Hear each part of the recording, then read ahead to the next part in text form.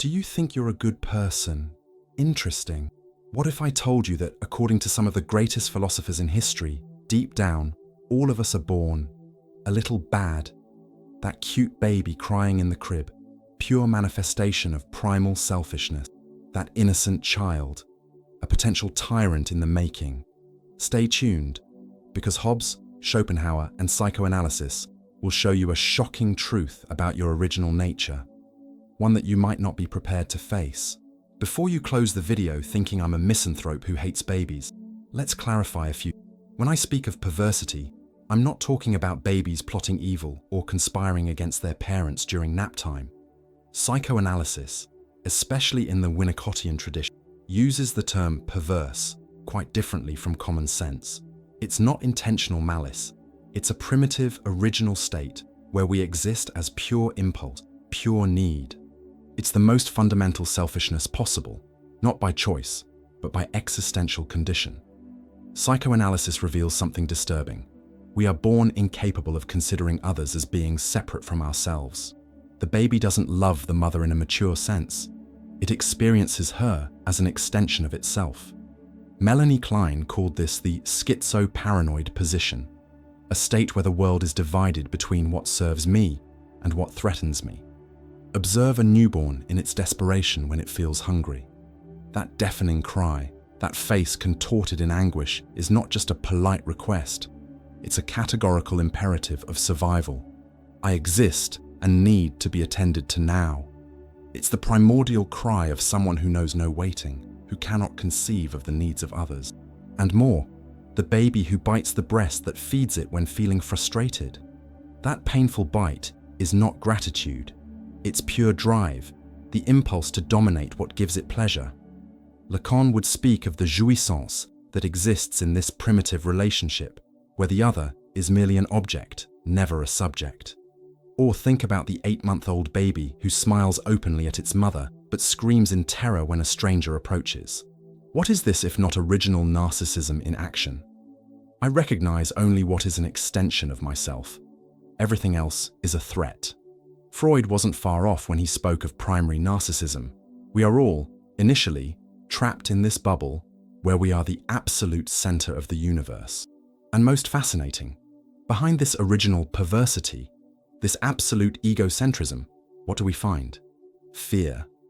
A primordial existential terror. Philosopher Martin Heidegger would speak of anxiety as a fundamental condition. We are thrown into this vast and incomprehensible world, completely dependent. Our initial perversity is also a cry before the abyss, the original helplessness. Winnicott, a great theorist of development, calls this state primitive ruthlessness. There is no consideration for others, simply because this other does not yet exist in the infant's psychic universe. Empathy, consideration, altruism, all these are later constructions, achievements of development, not our original state. Contemporary psychoanalysis, with thinkers like Christopher Bollas, goes even further. This original perversity is not just a transitory state. It remains within us as a deep layer of our being. In moments of extreme need, of intense anguish, this primitive force resurfaces, reminding us of our original condition. So when I say that we are born perverse, I'm pointing to this uncomfortable truth.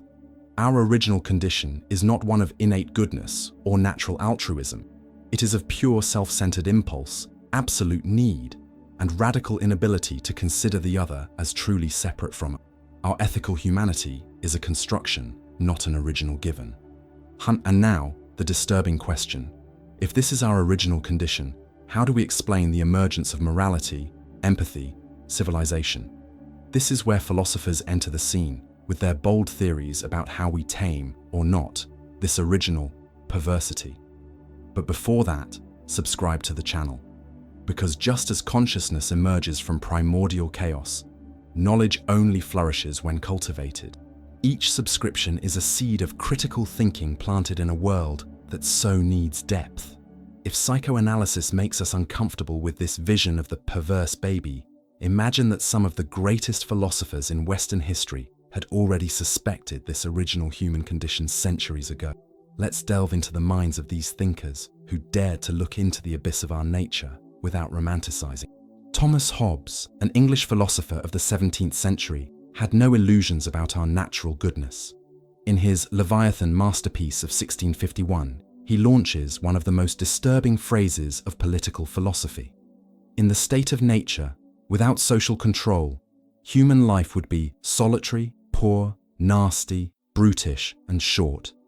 For Hobbes, without the repressive force of the state and laws, what would we have? The famous bellum omnium contra omnes, the war of all against all. Why? Because our fundamental nature, he says, is driven by three primitive passions: competition, diffidence, and glory. Observe the disturbing similarity. The baby crying for attention, isn't it, on its scale, manifesting exactly this Hobbesian impulse? I want to secure my resources, competition. I don't trust that they will attend to me, diffidence. I demand to be the center of attention, glory. Wouldn't Hobbesian society be, then, a nursery on a global scale? Even more provocative, for Hobbes, there is no natural good or evil, only desire and aversion. What we call goodness is merely that which satisfies our selfish desire. Isn't this the same original perversity that psychoanalysis identifies? The radical inability to consider the other? What Hobbes perceived, and few of his contemporaries dared to admit, is that our sociability is not natural. It's an artificial construction born of mutual fear. The social contract is not an agreement between naturally good beings, but a tense truce between potential predators. I make an agreement with you, not because I am good, but because I am afraid of you, seems to say Hobbesian anthropology. Let's jump 2 centuries ahead to find Arthur Schopenhauer, that pessimistic philosopher who looked deep into the void of human existence. For him, we are all puppets of something he called will, a blind, irrational, and insatiable force that pulses in everything that exists. This Schopenhauerian will is not a beneficial force. It's a blind impulse of self-preservation and perpetuation that is never satisfied. Life oscillates like a pendulum, from right to left, from suffering to boredom. Any pleasure is just the temporary cessation of a desire, immediately replaced by another desire, by another lack. Isn't this exactly what we see in the baby who, satiated with milk, already seeks another comfort? Who, comforted in arms, soon becomes restless for another form of satisfaction? Schopenhauer's will is the cry that never definitively ceases, the search that never ends, the desire that only changes objects but never disappears. Schopenhauer goes further. For him, if we could see beyond appearances, we would recognize that this blind will is the essence of the world. We are, all of us, individual manifestations of this impersonal, selfish, and perverse force. Our original evil would not be a moral defect. It would be our very metaphysical essence. What makes Schopenhauer so disturbing is his radical conclusion. The only possible liberation from this insatiable will would be the complete negation of desire, a kind of radical asceticism that few human beings can achieve. Genuine compassion, for him, only arises when we recognize that the other suffers from the same will that torments us. Goodness would, therefore, not be our nature, but a kind of illumination against our nature. And we cannot fail to mention Machiavelli, who, although primarily speaking of politics in the 16th century, based his political realism on a raw vision of human nature. Men are ungrateful, fickle, liars, hypocrites, fearful, and greedy, he wrote in the famous The Prince. For him, political virtue did not come from following idealized moral principles, but from understanding human selfish nature and using it to one's advantage. What makes Machiavelli so revolutionary is his refusal to moralize this human condition. He doesn't say we should be better. He says we should be realistic about who we really are. His boldness lies in abandoning the discourse about how we should be to speak frankly about who we really are. And what are we, according to him? Beings primarily driven by self-interest, ambition, fear of loss, and desire for gain. Freud, centuries later, would echo this Machiavellian vision when formulating his second theory of drives, eros and thanatos, the life drive and the death drive. For him, civilization is built on the repression of our most primitive impulse, not because we are naturally good, but precisely because we are not. The provocateur Nietzsche would take this idea even further, suggesting that all morality is simply a mask for the will to power, this primitive impulse to dominate, to assert oneself, to expand at the expense of others. Wouldn't this be the primary instinct of the baby, demanding that the world bend to its will?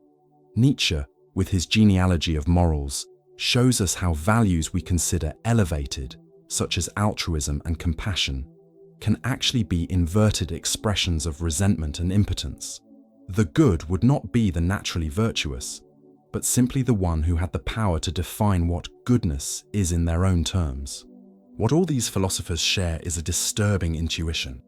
Our factory settings are not innate goodness, natural empathy, or spontaneous altruism. It is something much closer to that original perversity that psychoanalysis identified.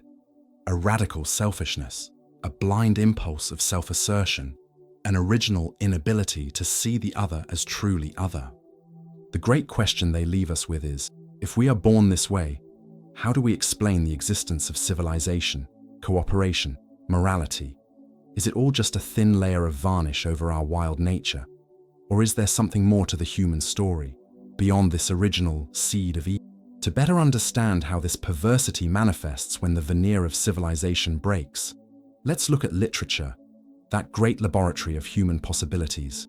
If philosophers offered us theories about our original perverse nature, literature presents us with living laboratories where this nature can be observed in action. Let's explore some of the most disturbing works of universal literature, not for their horrifying aspect, but for the uncomfortable truth they reveal about us. Momu, Lord of the Flies, William Golding's masterpiece, published in 1954, is perhaps the most brutal literary experiment on what happens when we remove the restraints of civilization. A group of British boys, educated in refined English society, finds itself isolated on a desert island without the presence of adults, without laws, without institutions. What remains? The result is terrifying. In a matter of weeks, these civilized boys regress to a primitive tribal state. Hunting transforms into a bloody ritual. Fear creates superstitions. The need for power generates tyranny.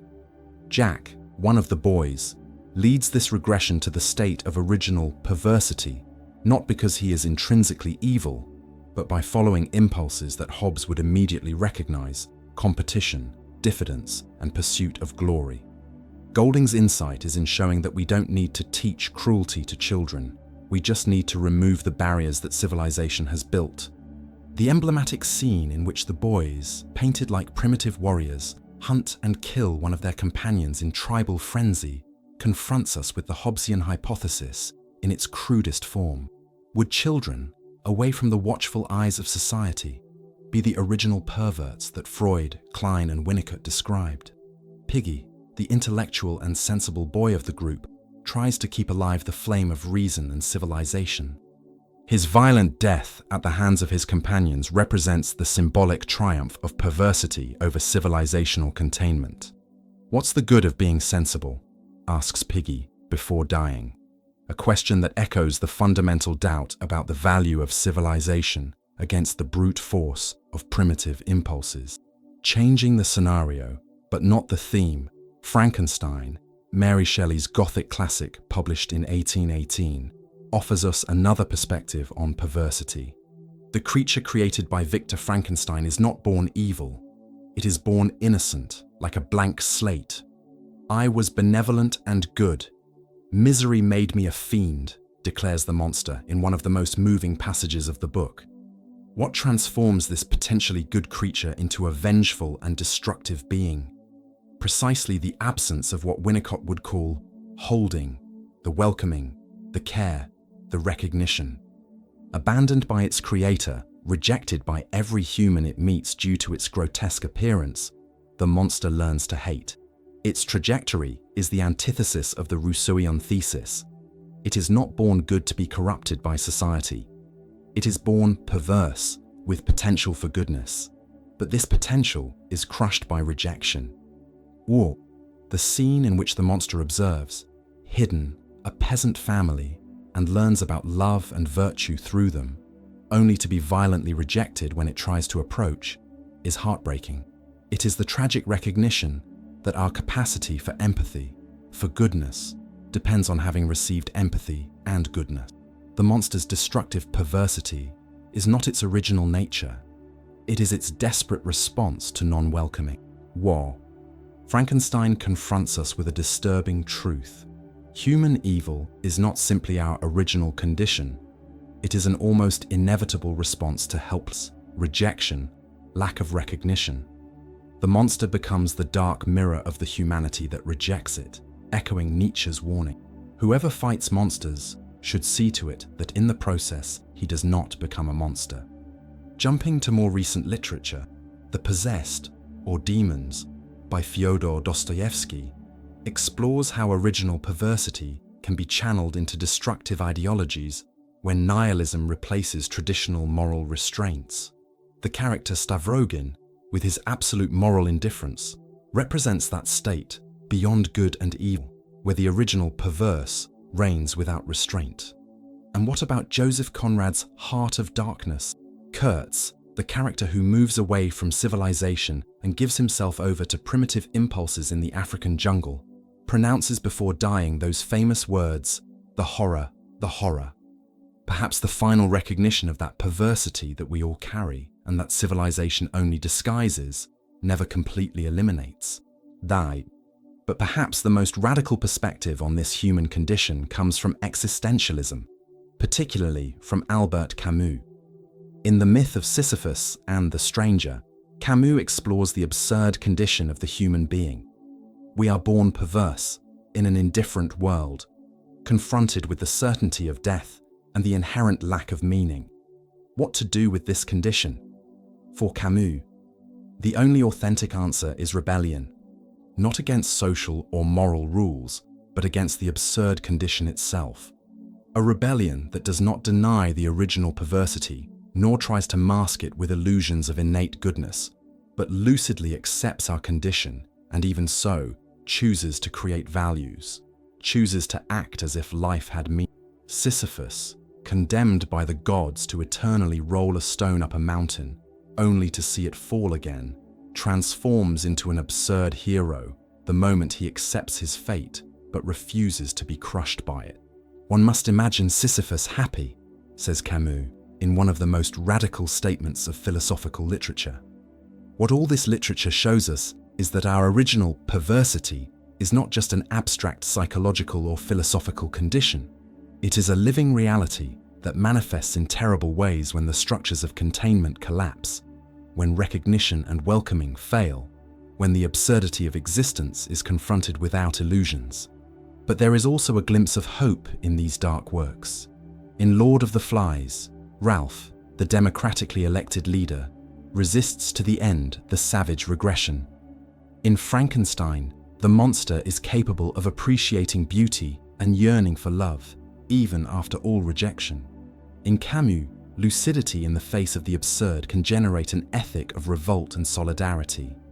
Literature does not offer us easy or final answers, but it invites us to look without fear into the abyss of our original perverse nature, recognizing that true humanity is not in denying this abyss, but in finding ways to build bridges over it, even knowing they are fragile bridges. So, if we are born perverse, are we condemned to remain so?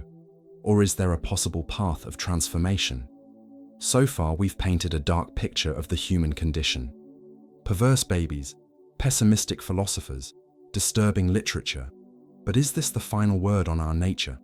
If we really are born with this perverse seed, are we fatally condemned to remain selfish, self-centered, potentially cruel? The philosophical and psychoanalytic verdict is reassuring. Definitely not. Let's start with the very psychoanalyst that presented us with the initial uncomfort. Winnicott, the same theorist who spoke of the baby's primitive ruthlessness, also developed one of the most hopeful concepts in psychoanalytic theory, holding. This term, which literally means to hold, represents the entire environment of care, containment, and welcoming that allows the perverse baby to gradually transform into a being capable of empathy and consideration. So, For Winnicott, it is precisely the experience of being cared for, of having one's needs recognized and met in a consistent and loving way, that allows the baby to develop the capacity to care. It is the experience of being contained in one's destructive impulses without retaliation, but with loving firmness, that makes possible the internalization of limits. It is the experience of being seen as a subject that eventually allows one to see the other as a subject too. If the baby cries for food and is fed, if it cries for comfort and is comforted, if it expresses anger and is contained without being destroyed or destroying, it gradually learns that the world can be a trustworthy place, that the other is not just an extension or obstacle, but a being with its own needs and rights. The original perversity is not denied or suppressed, it is transformed through relationship. Melanie Klein, who told us about that schizo-paranoid position where the world is divided between what serves me or threatens me, also describes the depressive position, the stage in which the child begins to perceive that the same being who frustrates is also the being who gratifies, that the mother who sometimes says no is the same mother who feeds and comforts. This is a gigantic evolutionary leap, the ability to integrate the good and the bad into a more complete and realistic perception of the other. And here's the key. This transformation is neither automatic nor guaranteed. It depends crucially on the quality of care received. As contemporary psychoanalyst Christopher Bollas would say, we are processed by the objects we encounter. If we encounter objects, people, institutions that welcome, recognize, and adequately contain us, our original perversity can be transformed into the capacity to love, create, and cooperate. Going back to the philosophers, even the pessimistic Schopenhauer glimpsed a way out of the blind dominion of the will, the aesthetic experience, contemplative knowledge, and compassion. For him, in the contemplation of art, in the absorption of non-utilitarian knowledge, and above all, in genuine compassion for the suffering of others, we can momentarily transcend the selfishness of the will and glimpse a higher existence. In Kant, a philosopher who recognized our natural inclinations as not always virtuous, we find the powerful notion of moral autonomy, the human capacity to choose to act according to rational principles, even against natural inclinations. Our original perversity is not denied, it is recognized as the raw material upon which the exercise of freedom and reason can operate transformation. Sartre, the French existentialist, would take this idea to the extreme with his famous formula, man is condemned to be free. For him, even while recognizing our conditionings and predispositions, we are fundamentally defined by our choices, not by our original nature. Existence precedes essence. We are not determined by a fixed nature, but we continually create ourselves through our actions and choices. Man is nothing else but what he makes of himself, Sartre would say. This is perhaps the most radical philosophical declaration of hope. Even if we are born perverse, we are not condemned to remain so. Each choice we make, choosing empathy instead of indifference, generosity instead of selfishness, courage instead of fear, is an act of self-creation, an act that potentially transcends our original condition.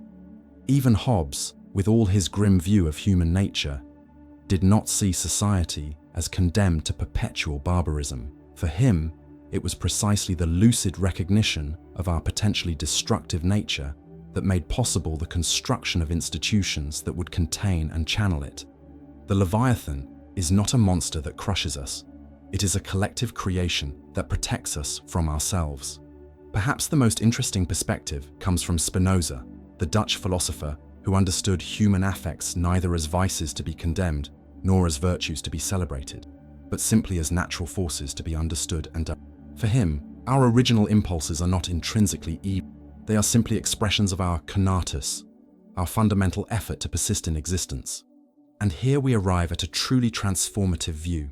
What if our original perversity is not something to be denied or overcome, but rather understood and redirected? What if that selfish vital energy of the baby, that Schopenhauerian will, that Hobbesian impulse of self-preservation is also the primordial source of our ability to fight, to create, to transform the world?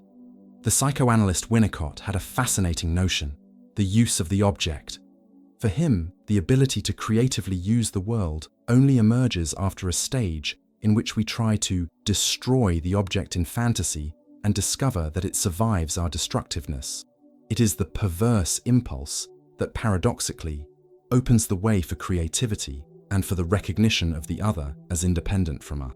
In this perspective, civilization, art, science, philosophy would not be denials of our original perversity. They would be its sublimations, its transformations, its redirections. We do not cease to be that perverse baby. We learn to channel its vital energy for purposes that transcend immediate selfishness. More. Contemporary philosopher Peter Sloterdijk proposes a powerful image: the human being as an acrobatic animal, a being that starts from specific natural conditions but is capable of existential acrobatics that transcend these original conditions. Our original perversity would be the springboard from which we launch ourselves toward more complex, more cooperative, more compassionate forms of existence, without ever completely denying our starting condition. This view offers us a radically different perspective.